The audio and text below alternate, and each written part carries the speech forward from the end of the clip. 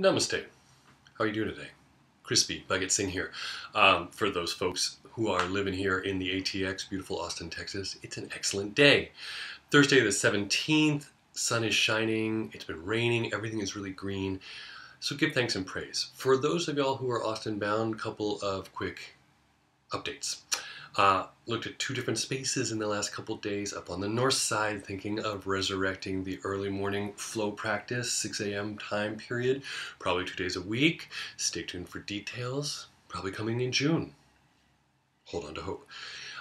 Second, Austin Yoga Expo, great event this weekend. Killer selection of yoga teachers, studios from all over the city.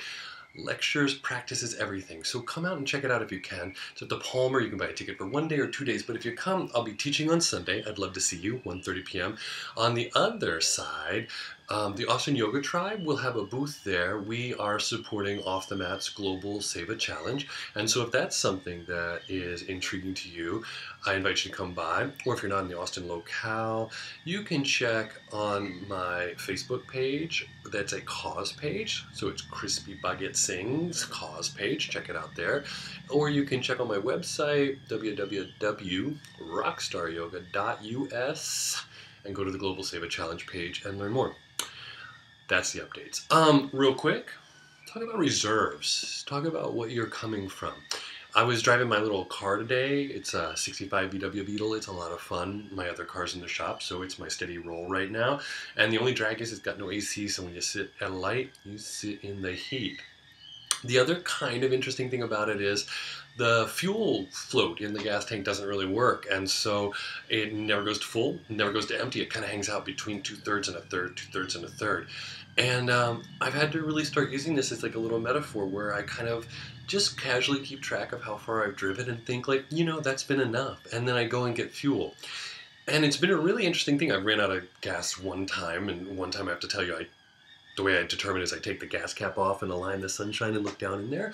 And if it's reflective, obviously there's still some gas. And one time I actually had to take the flashlight and it was like dry where I could see, drove right to the station, made it that time. So I've only really run out of gas one time, and that's life.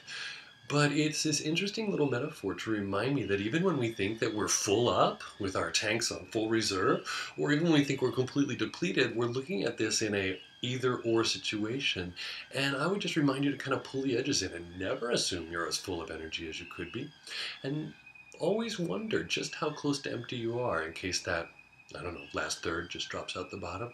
So a good time to go back and charge your battery or fill your fuel tank or restore, give yourself some time to really center, is before you're completely depleted. Don't be that person who's running on fumes and freaking out that the next service station is 40 miles away. Fill up before you need to. Fill yourself up before it's empty. And that way, you can just kind of keep cruising, checking out the scene and maybe flip the top down. So, Austiners, I want to see you at the expo, or I want to hear from you on my website or my Facebook page, and let me know what you think about early morning practice. Otherwise, just give thanks and praise and get outside and do something. Namaste.